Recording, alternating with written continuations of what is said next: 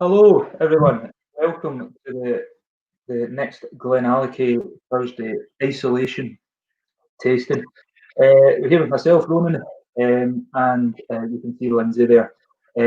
Tonight's tasting sort of virtual tour that we're offering, we'll be tasting a couple of the distillery exclusives, and Lindsay will be leading us through, as warehouse manager, through the different sort of steps and processes of his job, and the sort of the impact that good cask quality and good cask management has on whiskey, but especially our whiskey as well.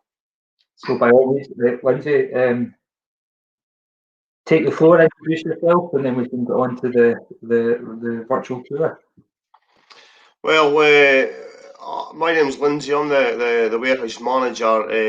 As Ronan said, my job is basically the smooth running of the warehouses. I have to obviously implement and adhere to customs and transportation laws, and obviously manage the quality of the whiskey from pretty much its birth all the way through to the bottling. And before we start, I'd just like to say thank you to anyone joining us and to the whiskey lovers and aficionados. And as I always tell them anytime they visit us, that they are the most important people, because they always thank us for the time we spend with them. But at the end of the day, we thank them, because without them, there's no industry. It's like football without fans. So they really, really are the most important people, and it's a pleasure when they do come to visit us. But yeah, definitely. And as you say that, we've got a few regular faces joining us: Duncan Mathieu, Brian, Jeremy, Andre, Russell as well. A few familiar sort of names and faces popping up. But by all means, let's sort of start off with what you would probably describe as the birth of GlenAllachie whiskey. Well, I mean, even the names you mentioned there, the guys, I know these guys, and I mean, the knowledge these people have is phenomenal. It's amazing what the knowledge that these guys have, and which is a good thing when we speak about whiskey. Now, whiskey, as you know, when it's born when it hits wood. Once we fill it into the cask, that's its birthday. Now, the interesting thing I always find about whiskey is sometimes if you look hard enough, okay, I'm getting on a bit, I'm a bit too old. But normally when you look at whiskey, you'll see its age, the age of the youngest spirit, or the actual year of that spirit. So sometimes you can find one on your birthday, although the older you get, the harder it is to find these old whiskeys. They're too expensive when they get to my age. But these whiskies are born when they hit the wood. So, I mean, whiskey itself, you look at the fermentation period of our whiskey. Now, it probably is it's probably one of the longest, if not the longest, fermentation period at 160 hours. Now, there's no point in going through the motions of doing all this. We've got a nice source of water. It percolates nicely into the hill through the granite, and then a few days later we can turn that into whiskey. Now, at the same time, there's no point in having all this. That's a long time, that 160 hours. So you're speaking about hours, a lot of hours. When you come to maturation of whiskey, you start to speak about years and decades. So any time you go to do one of these jobs, it's pointless to go through even the physicality of the job. It's pointless to go through that unless you're going to do it right. So do it right and do it once. Now, in terms of filling the cask itself, you're probably better. We always use first fill bourbon. Now, the first fill bourbons that we use, we use the bourbon barrels basically twice. We use it the first time, and then a second time, and then after that, we never use it again. Now, you need to take the strength, you need to take the temperature, the density. So you take the temperature and the density of the whiskey, and this will enable you to find the strength. And then from there, you can eventually work out the litres of pure alcohol. So you do this firstly and then you're actually ready to start filling your casks. So, I mean, here's an example of filling just now. Okay, this isn't a bourbon barrel. This is a puncheon, a sherry puncheon. But the whiskey will inevitably start its life in a first fill bourbon, and a small percentage will start its life in a second fill bourbon. Now, depending on what type of cask that we're going to fill, it will depend on the strength that we fill that whiskey to the cask at. So a first fill bourbon, I mean, there's still so much good in it, so much life in it. You can fill at a lower strength. It will extract very, very good flavours. It will extract the colour.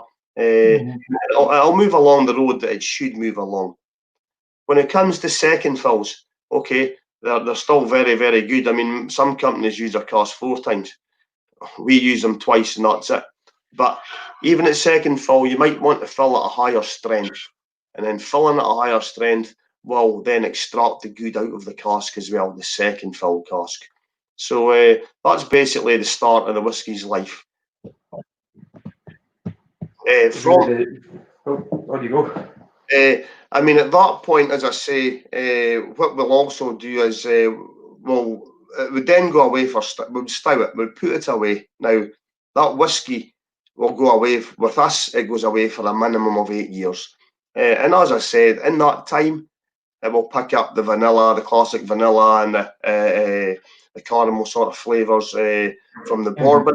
And it does, it gives it a nice start to life. It gives us that sweetness straight away. And it will be about 8 years before that whiskey comes back to maybe be re-racked. It might not be re-racked. It might live its whole life in that cask. Yeah, that leads us on. You were saying there about the cask being filled into the cask, and it may or may not be re-racked in the future. And that leads us on quite well to one of the whiskies, one of the distillery exclusives that we've got. And it is, in fact, again, Ben supplied me with some very small samples. I think Lindsay's got slightly bigger bottles there. It's a nice little sample here. So it's the distillery exclusive 2006. Now this is 2006. So you're talking 13, 14 years old, fully matured bourbon. You're right, it's lived its whole life in this bourbon. I mean, when you look at some whiskies, I mean, certain whiskies perform better at certain strengths in certain wood. Now, for instance, with your bourbon, I like it when they hit this sort of range. I like the range anything from 9 to maybe 14 years old. I think that's sort of perfect range for. But you're right. I mean, some people, in terms of colour, I mean, a lot of people like to see a dark coloured sherry, for instance. But as I said, certain whiskies work better, and I always have a golden period for certain types of whiskies. And I mean, in terms of whiskies, it's not about how quickly the whiskey matures. I mean, we've already said this can roll on for decades. I know stories of fathers who's produced whiskey, and their sons, it's maybe been filled into a barrel, and their sons are the ones who have took that out of the barrel maybe 4 decades later. So, in terms of bourbons, I mean, I like bourbons. Bourbons, if I was drinking a really nice sherried whiskey for a lot of the night, up now and again, and just sort of cleanse my palate almost with a total change, I would go to something like a bourbon. So I really like the bourbon. This one, you could say, this one's fairly lively. It's up about 61%. So. And as you were saying there about you sort of briefly mentioned about sort of you would say golden age of with certain spirit types from certain distilleries into certain woods. They have this period where you think that that's when the chances are they'll taste at their best. I've got a question there from Jeremy. When you were previously speaking about only filling casks twice, how that, what he puts it is, how does max 2 uses work for various long maturation to avoid it becoming too woody. Would that be your re-rack would probably come later in the process, and then not re-racking after 7, Yeah. 8 years or. Yes, it's a good question, and as I say, in whiskey, sometimes you have to slow the pace of whiskey down. I mean, there is no shortcuts. It's not a race by any means. The whiskey, well, between the whiskey and Billy constantly sampling, we'll get the answer eventually. But you can't predict when the whiskey will be ready. I mean, if you look at a single cask, you could fill 40 casks on the same day, for instance, with the same spirit at the same strength, and then you could warehouse them in the same place, and now they could be right next to each other. Now you go and open that 2 casks and sample them; they can be totally different. So you're right. If a cask was getting too woody, yes, you could re-rack it. You could slow it down. I mean, you might even want to put it into. You could even re-rack, for instance, from a first fill barrel or something that was maybe in virgin oak. You might not. Virgin oak can work very quickly, so you might want to take it out of there and slow it right down. So it's a good question, though, from Jeremy. Another question there was actually a question I had written down that I wanted to ask you eventually during the tasting. He sort of jumped ahead from where I was wanting to ask it. But he puts, have you got a wood or a wood type or a cast type that you don't like working with at all? That maybe you've had bad experiences with, it just haven't worked? Or is there ones that you just think this maybe hasn't worked the way we thought it was going to work? Again, a good question, and I've got 2 answers. One answer is there's a cask I don't like working with simply because of its size, and it's a port pipe. Now, a port pipe can hold up to nearly 700 litres. It can hold maybe up to just under 700 litres. When you take, I mean, port pipes, I do love to drink them. I don't like to push them. So at the same time, I mean, you could be speaking about nearly 700 litres there, nearly on the weight of the cask. So, I mean, you might be up about 800 kilos. So, in terms of that respect, I don't like working with port pipes because you have to push them. I certainly like to drink them. But another cask, I mean, Billy Walker's been in the industry a long time. I mean, he's been in the industry for 48 years. And prior to being in the industry, he was an organic chemist. So this is to answer the question. Billy likes to experiment, and the good thing about working for Billy is in a smaller company is that you can experiment. There's not a big lot of board. There's not shareholders. We can try certain things, and most of the things we know are going to work because we've tried them before at Benriach, Glendronach, Glenglasser. We know kind of where we should be with certain whiskies, but it is good to try new things, and they don't always work. The majority does. So there was one instance, a type of wood that I didn't like to work with, and it was a Tokaj. Now, Tokaj, the Hungarian oak, the problem I always found was, I admit, it was very strange. It seemed to work well with standard whiskey, but peated whiskey didn't work. So that's certainly again.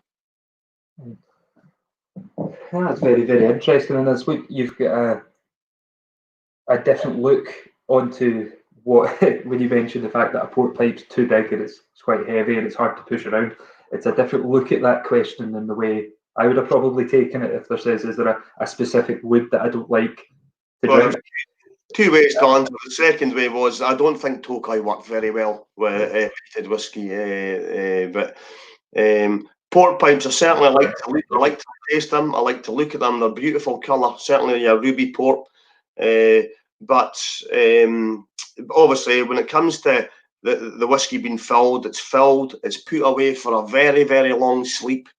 I mean, you'll get your losses. Your losses might be, we're lucky in Scotland. I mean, we had our summer last weekend, and it kind of went from Friday till Monday, and now summer's gone, which is good. I mean, I like rain. It keeps casks moist. It helps. We'll turn that rain into whiskey. And in terms of losses as well, I mean, you'll maybe lose sort of 1 to 2% per year in evaporation in the angel share.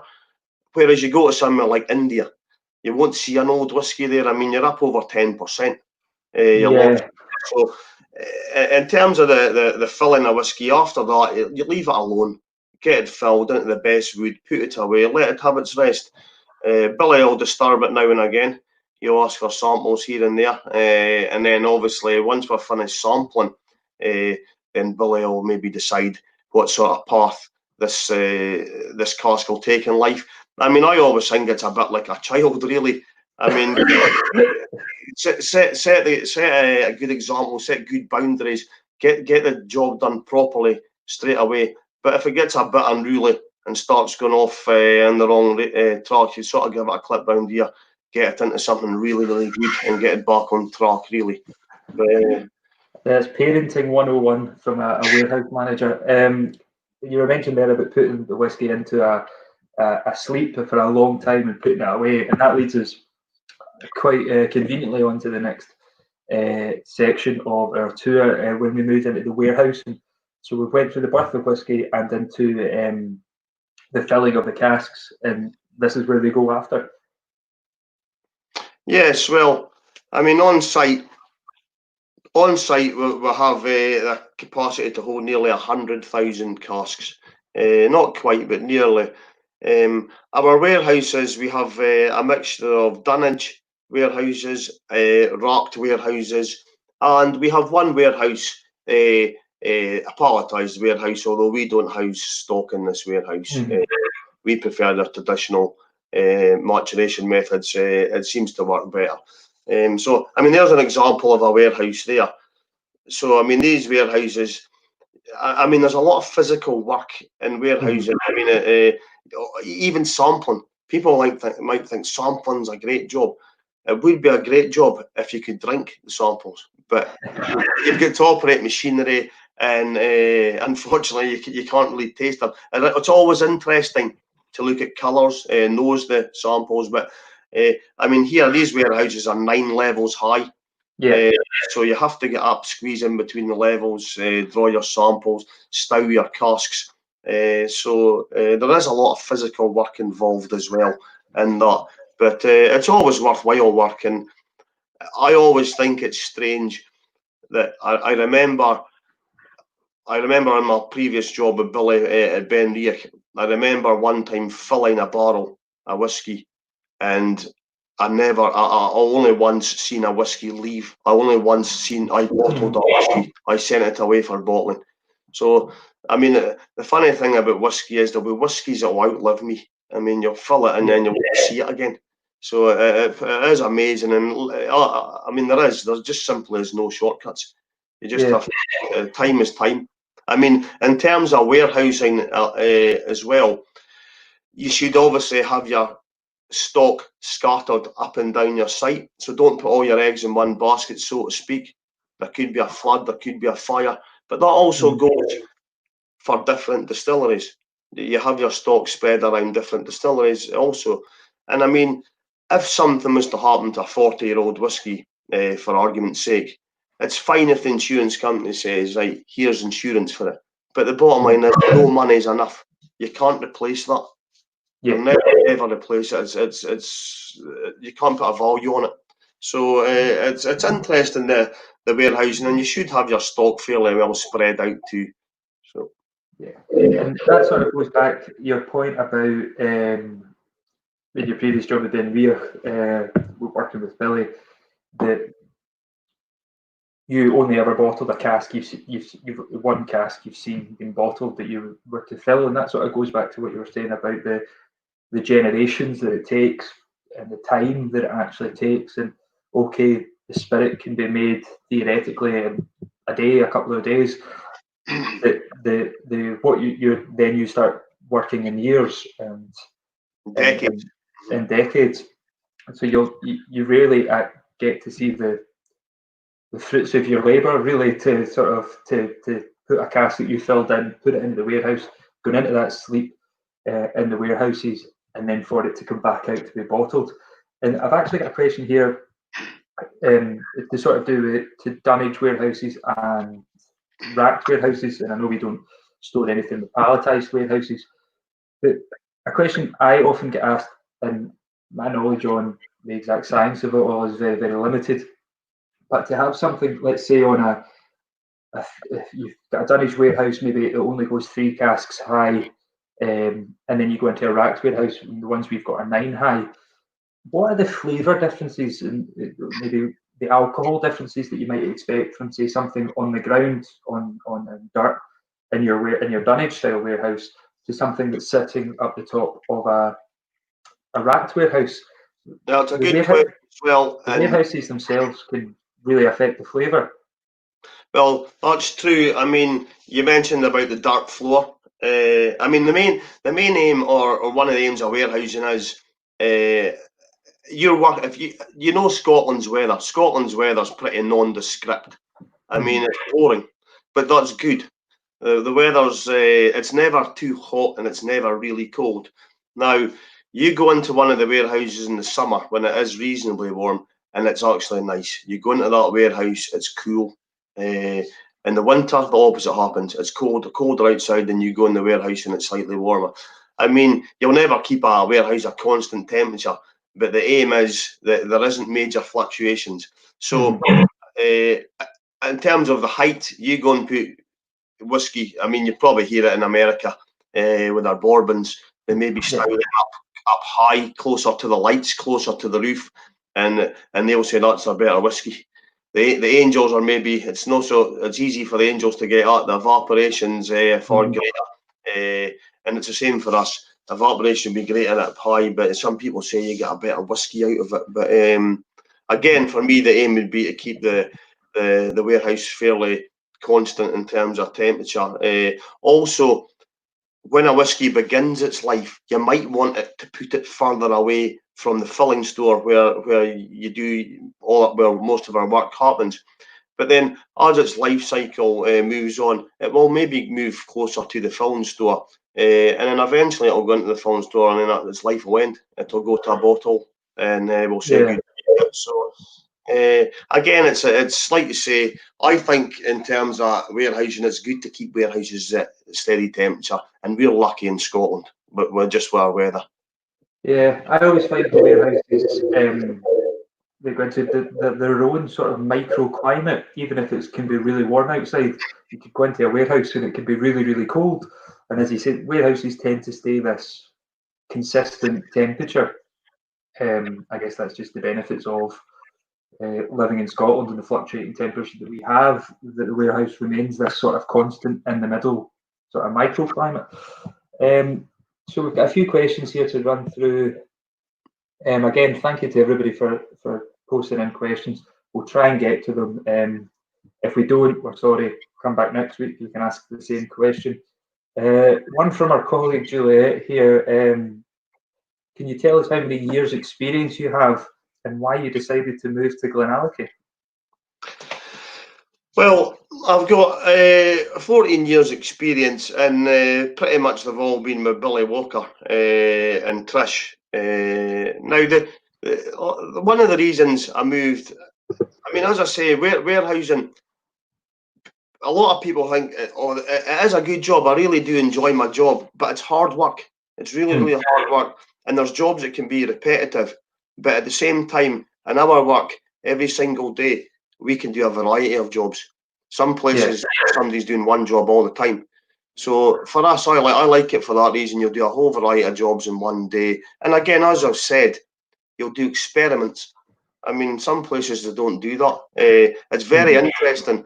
I mean, I remember at one distillery under Billy, I walked into one warehouse and maybe walked about 20 metres in one direction, 20 metres in another direction, and there was about 36 different styles of casks.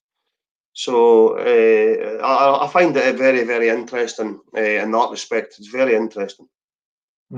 It's one of the benefits I've always found about working for smaller independent distilleries is that, as you said, previously mentioned, you get this opportunity to experiment, to try different things. And I suppose that might be the same on your end of the sort of whiskey making process, is the fact you, as you said, to experiment with different casks, to look about how different casks mature the spirit. that's the benefit you get for working for smaller independent distilleries, that you do get this variety and on a cask element. You get the variety of different maturation techniques and everything. Well, what I always find interesting, and it's funny, is, I mean, this here, here's a bottle. Okay, you guys can look at the colour of this bottle, and you I mean, all these guys, all the people who's here tonight, joined us tonight. I mean, as I say, the knowledge they have of whiskey, it's absolutely phenomenal. It's amazing what they know. Now they would tell you by look what this is, but what I always find interesting is a bottle is a bottle. But see, when you go into the warehouse and you see these little experiments and you look at the cask, I mean, if I then show you a port pipe, there's a massive difference between a port pipe and a Coval rye. One of them's nearly 700 litres and other one's 109 litres. So to hold a bottle side by side, you'll see the difference in colour, but then we actually see the cask. And I mean, like I said, the numbers, a single cask, I'll recognise that number, and in my head I'll remember the cask, I'll remember where it was, I'll remember what it looked like. So I like that too about working for Billy, when you see the sheer amount of styles we have. And you can put you can almost put a face to the bottle. You can remember what that cask was. So I like that element as well. You're getting a lot of comments here, Lindsay. People can't believe that you've been 14 years experience in the whiskey industry. I think they're saying that you're looking very young for your age. Well, that's very kind of them, and thank you very much.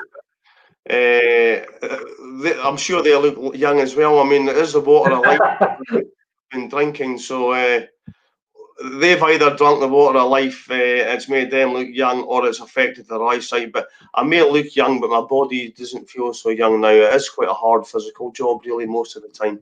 But I enjoy it. It's good. It's healthy. It's healthy, the job. So we went from the beginning of the whiskey, the birth of whiskey, when you get into the filling store, filling of the casks, and then we've moved into the warehousing, the types of warehousing that we have, stowing of the casks.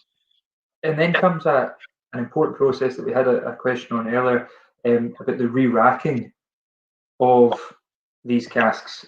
So yeah, if sort of explain to everybody that maybe they don't know what re-racking is and the benefits, or why we go about it. Well, I mean, you can see the guys here. They're taking some hogsheads out of our style at the moment. When it comes to stowing, they basically do the opposite of what they're doing here. Now, these hogsheads here are going to be re-racked. Now, in terms of re-racking, it isn't always people might think it's only to improve whiskey. Sometimes the whiskey is, as we spoke about earlier, it's already going along nicely. It's meeting the life stages that it should meet. Sometimes it's superseding those stages. So sometimes re-racking is quite simply to slow the aging process down. I mean, the best things happen slowly. I mean, whiskey's a traditional industry. There's still traditions and methods used in whiskey that probably have been for 200-300 years. So sometimes re-racking's about slowing the rate down. As I say, there's no shortcuts. But another reason might be to change the direction of travel. I mean, you might look to change a different level of extraction. You might want it to go in a different direction altogether. So again, that's something that Billy's fairly, he samples religiously, constantly sample, constantly checking, monitoring. He also likes buying casks. He just loves buying casks, Billy Walker. So at the same time, it is a lot of it's not just people might think, oh, you're re-rocked up to finishing, but finishing is not simply done to improve whiskey. It might be to change its direction. It might be to slow it down. There's many reasons, but re-rocking is an important stage. And when it comes to re-rocking, for me, as I say, whiskey's a long-term process. There is no rush, but there is a rush to get the whiskey into the best casks when those casks arrive, when those casks are monitored. I mean, we check every single cask, check for quality. when they arrive, you get the whiskey in it quickly, and then you put it away and forget about it for a while. But re-rocking is a very important stage. But again, most of our jobs are physically demanding. So at the same time, you don't want to be re-rocking. I mean, as I've said earlier, get your whiskey into the right cask first time round. Do the job once, do it correctly, and forget about it. Let time do the rest.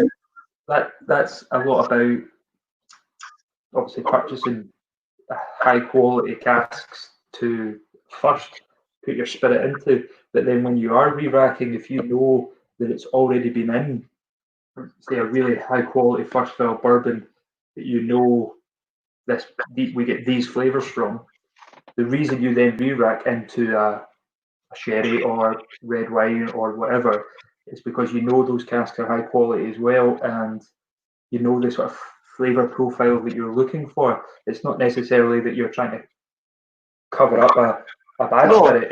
It's that you're just navigating and changing the slight direction to get the flavor profile that Billy looks for. You look at colour too, Ronan. I mean, you could move from a bourbon to a red wine or into a ruby port. Beautiful, beautiful colour, the ruby ports. Really, really beautiful colour, ruby ports. Whether it be a port pipe or a port hogshead.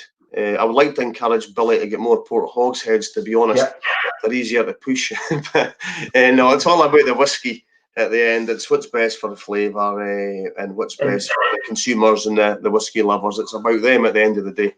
Yeah, absolutely. What we do or don't do at the distillery is that we don't chill filter and add colour to any of our whiskies. So when we're speaking of colour there, and to influence in a re-racking process, what we're looking at really there is to navigate the flavour, to change the direction of the flavour.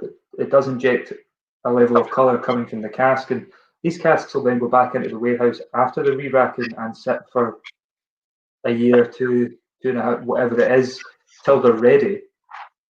And it sort of takes that's when the colour really starts to take effect.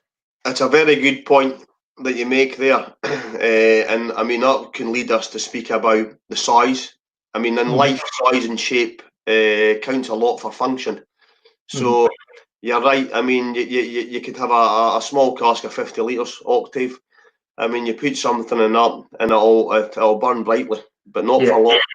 And I mean, it'll fizzle out. It'll burn out if you leave it for any length of time.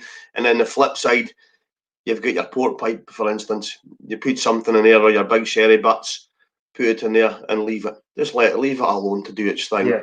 I mean, it might seem dormant. You leave it sitting dormant, but inside there's probably a lot of activity going on in terms of extraction, and in terms of evaporation, oxidation. So the cask will be busy on the inside, but you leave it sitting for a long time. So I mean, a small cask obviously presents a bigger surface area in terms of the ratio of volume, whereas a larger cask does a smaller ratio, so it works more slowly. But no, that's a good point you made. So now we're sort of at half an hour in.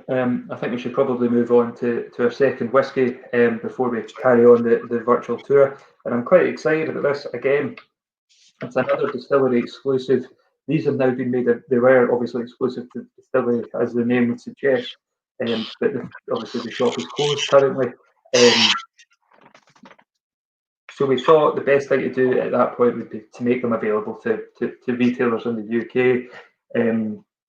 So they are available to buy. They are sort of out there, or will be out there very, very shortly.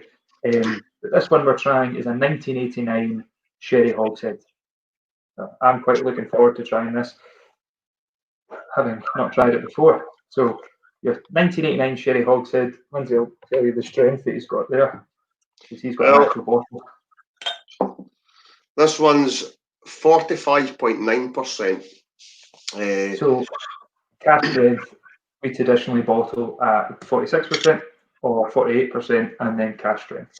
So even though it's dropped below 46, which we traditionally bottle at, because it's a single cask, haven't added any water, it's cask strength and its natural colour, and it's a lovely.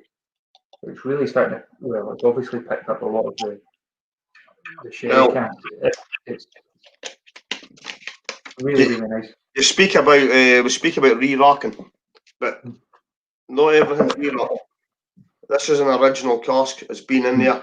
It's been in there for pretty much it's been in there for the whole term of its life, really, until it met this bottle, and now it's going to meet my palate. But oh, that's just beautiful. I mean, I guess that goes to show that when it's not an exact science. You can try and get the numbers exactly right, but if you put a spirit in a good quality cask, it could be in that cask for 25, 30 years if it's a good quality cask, and there might not be any need to re-rack or a want to re-rack if it's. You don't know what you're going to get sometimes. Yeah. I mean, I remember one time looking at 1976 casks. There's a lot of 1976 casks at one of Billy's distilleries, and just in original casks. And they must have been up in the late 38, 37, 38-year-old sort of mark. And I remember looking at ones right next door to each other. And again, they had been filled on the same day, and they had lived in the same stow, next door to each other in the same warehouse, never been moved. And I remember with sampling them. I remember one of them. What a beautiful nose on it! One of the best noses I've ever smelt. And then I tasted it, and I felt let down a wee bit. Yeah. And I don't know if it's because the nose was so good, and I expected the world from it. But we went to the next cask, its sister or brother cask next door, and the nose was nowhere near the nose of the previous cask. But see, the taste phenomenal.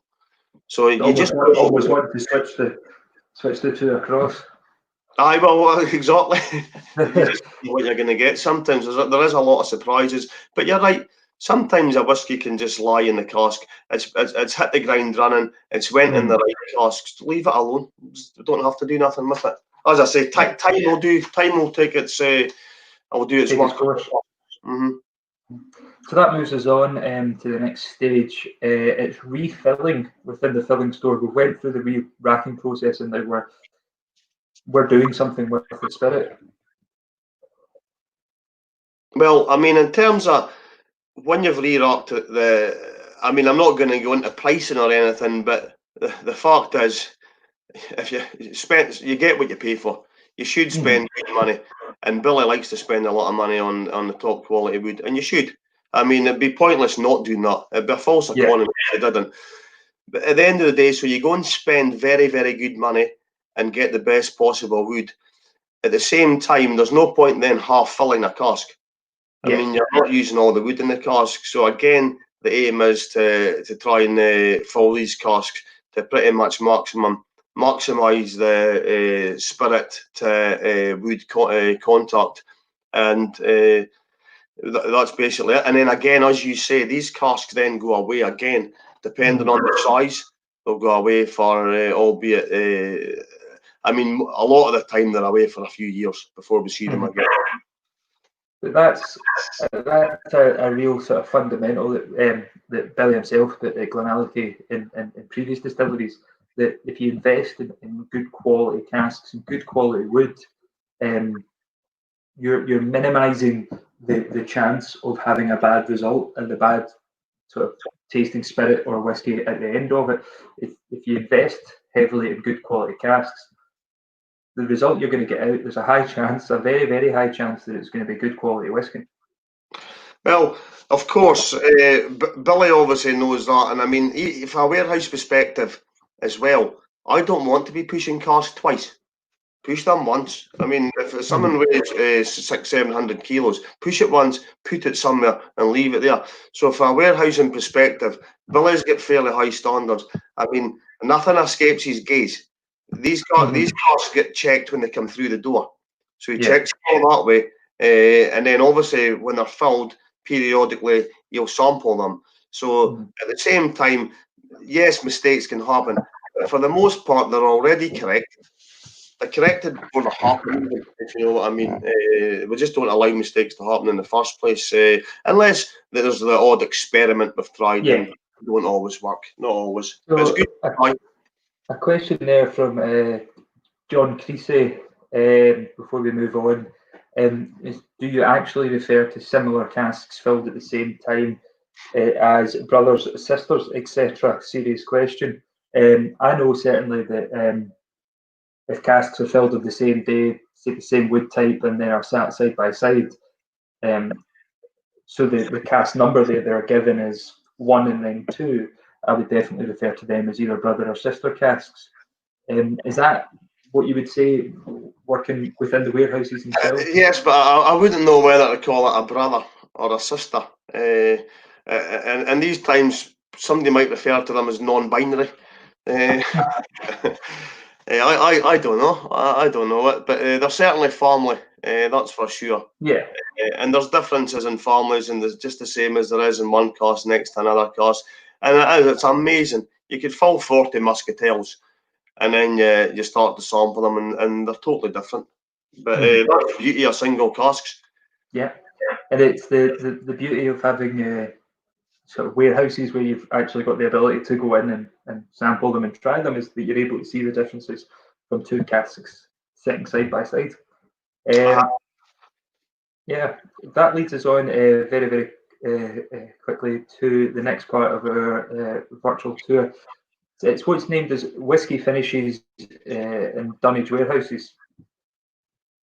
And what we're looking at here is a dunnage style warehouse in the casks we've got in it. Well, in terms of warehousing, I mean, personally, I prefer dunnage warehousing, but rocked warehousing is nice. I like working in a dunnage warehouse. I like building the styles. I like I like to. I just like working in dunnage. Now, the good thing about dunnage warehousing is you can put I mean, you can see there's muscatels there, there's ryes there, there's Covor ryes. I mean, those casks there are 109 litres. Those ones, the ones you saw to the left, again, there's a port pipe. So there's a scale of differences. There's PX puncheons, hogsheads, PX hogsheads there. So again, as we spoke about, cask size definitely affects, has a big effect on flavours, extraction, etc. I mean, there was French wine casks there as well. Now, in terms of finishes, again, that's one thing I certainly like about working for Billy.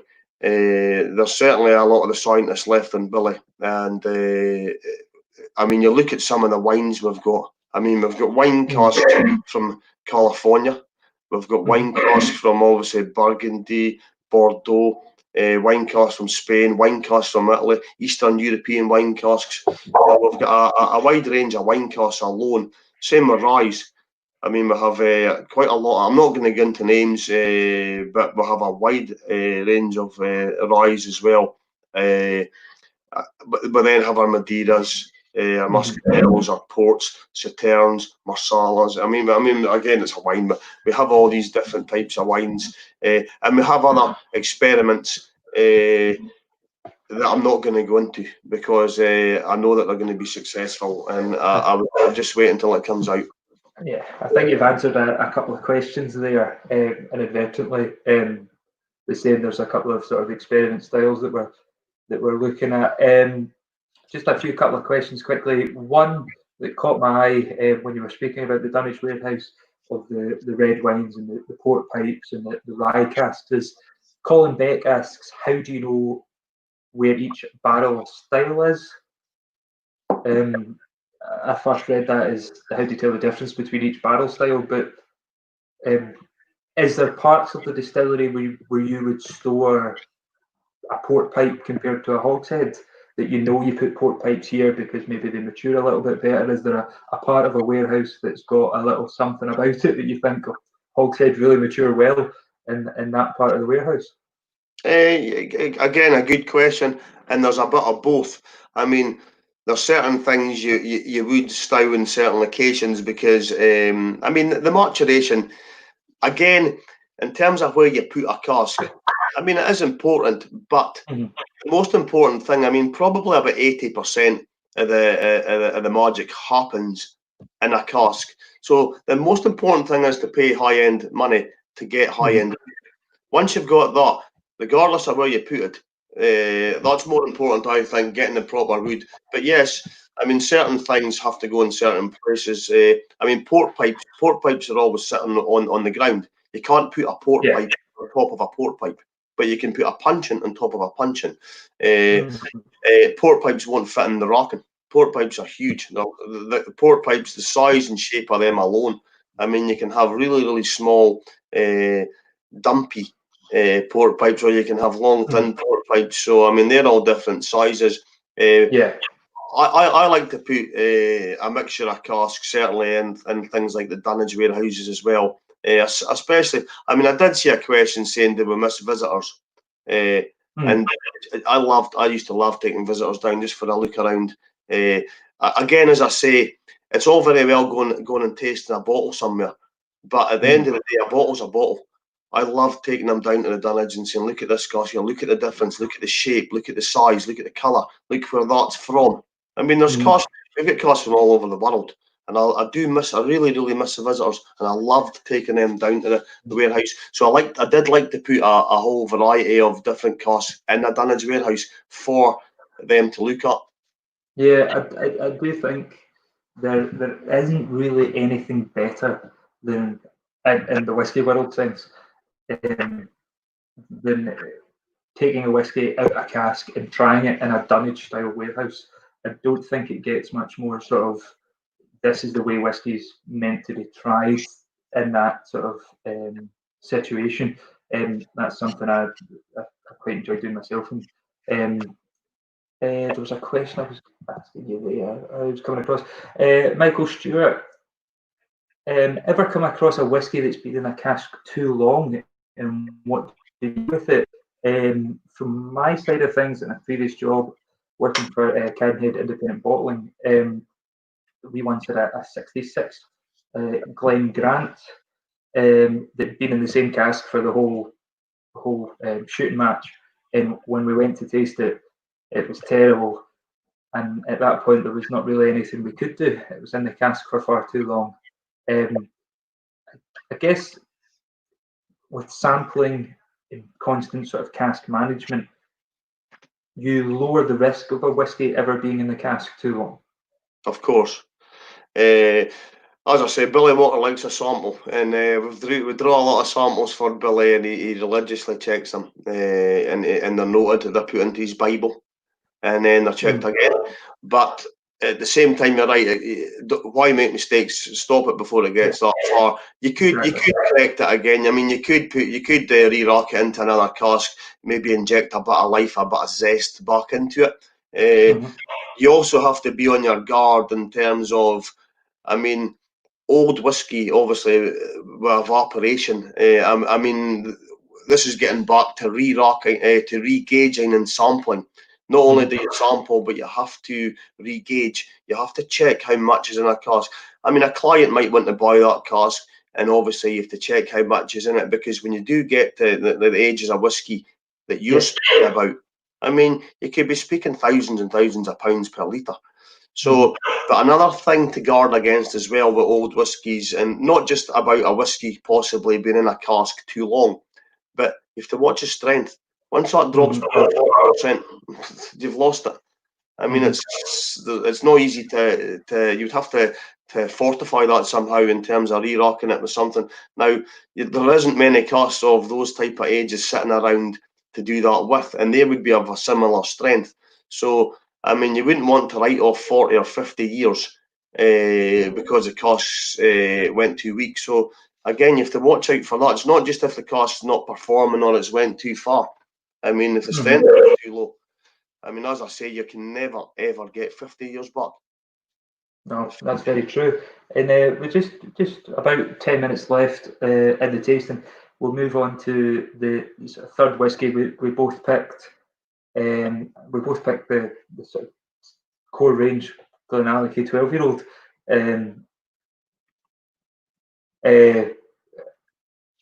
Core range, standard 12-year-old, mixture of bourbon sherries, a little bit of virgin oak in there as well, 46%.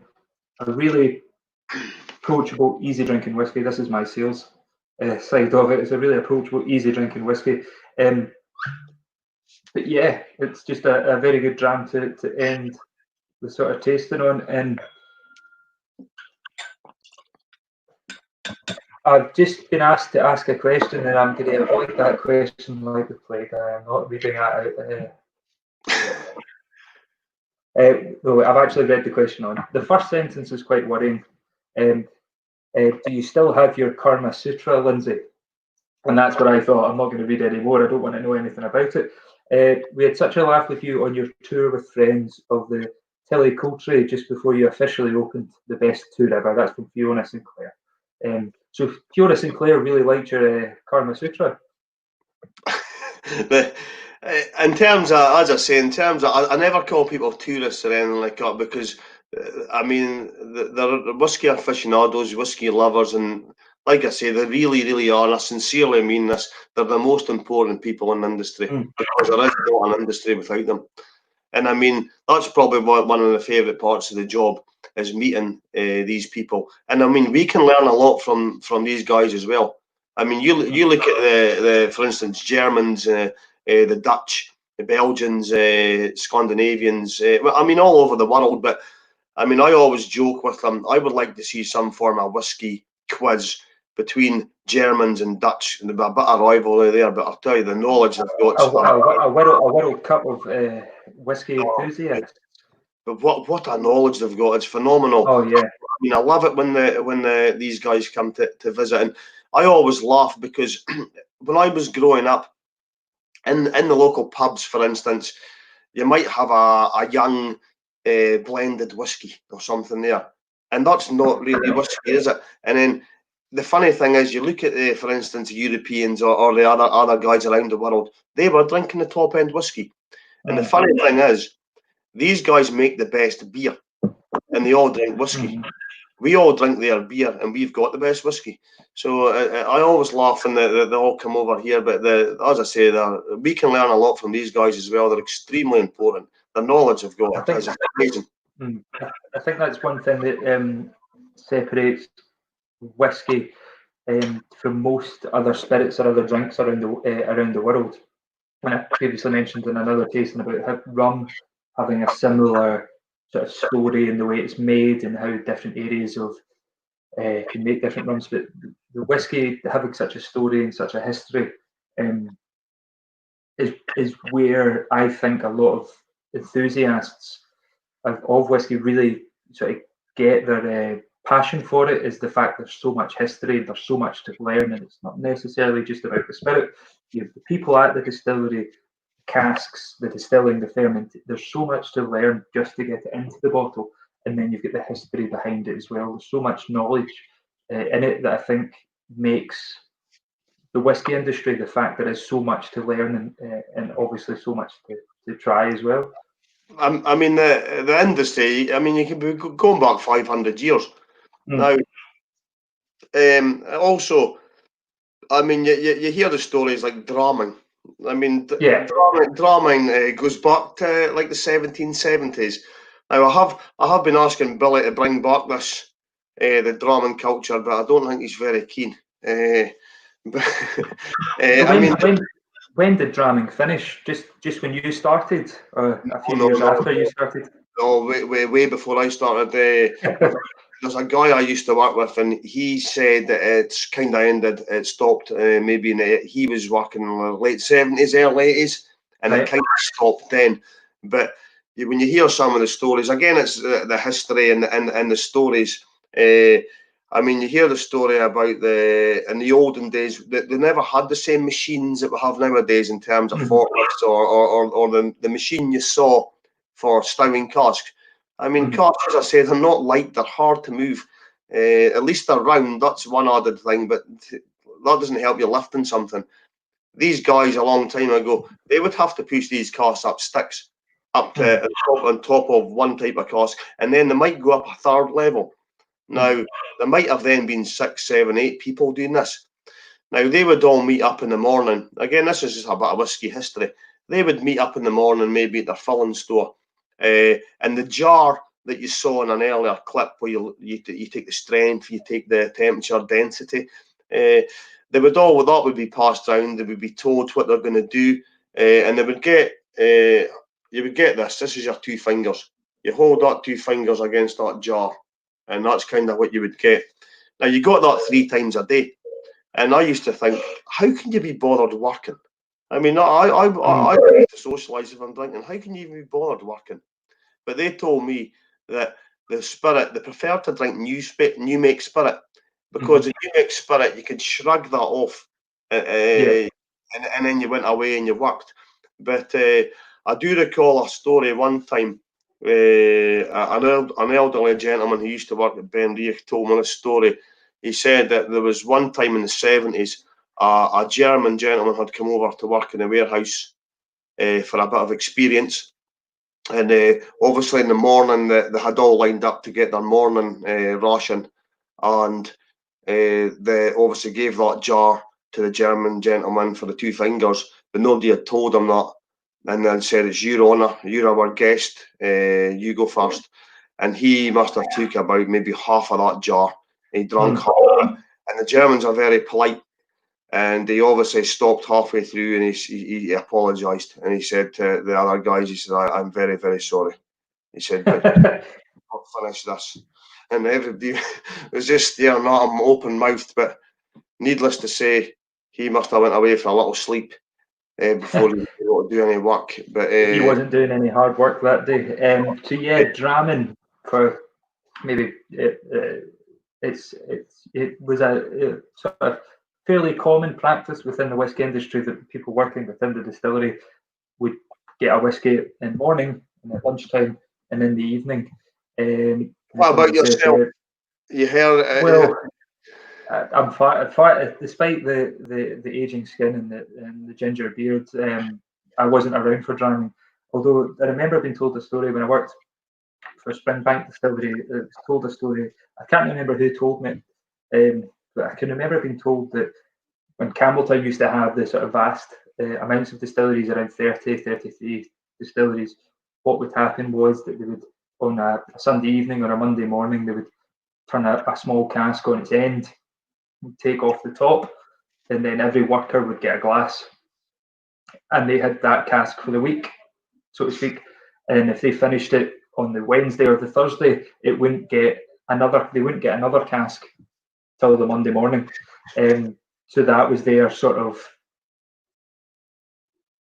that was their dramming. But also, the story I was told was that sort of ensures them to make good whiskey at the same time, to follow the practices and to try and make as good a spirit as possible, because they knew eventually they would be opening the cask and forced to drink it for a week.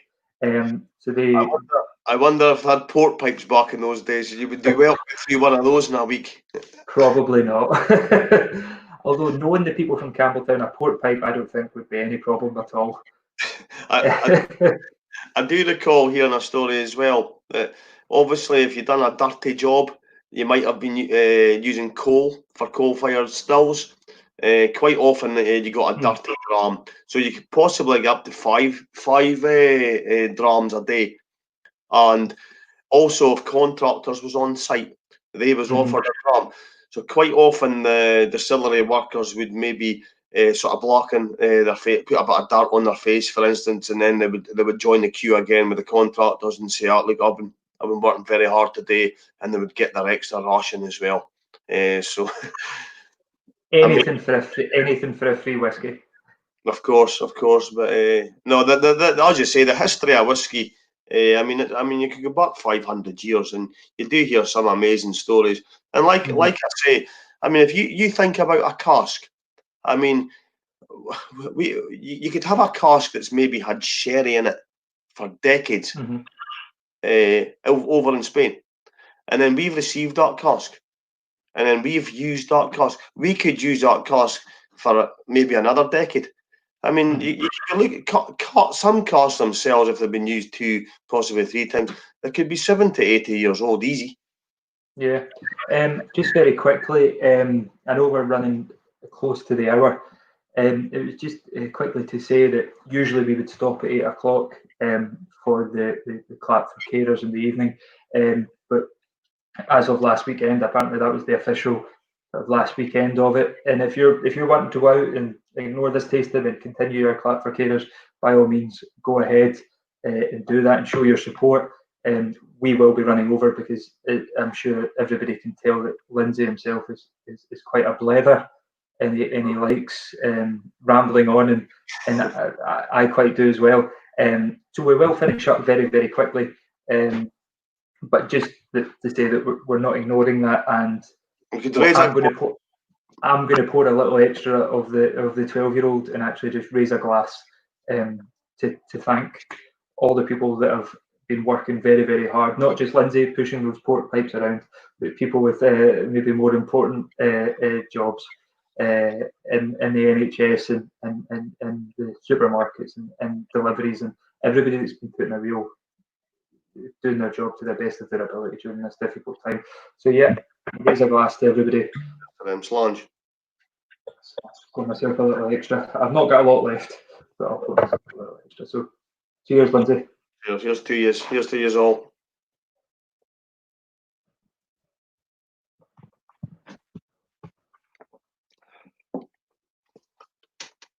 I'd happily like to organise another